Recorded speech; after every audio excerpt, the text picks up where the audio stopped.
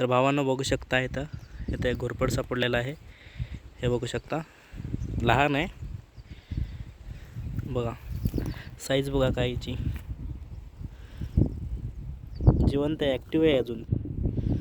तर आपण याला रिलीज करणार आहे. तर तुम्ही बघू शकता हे काहीतरी एक मिनिमम 1-1.5-2 फुटाचा असेल. तर याला आपण सोडूया तिकडं. चला,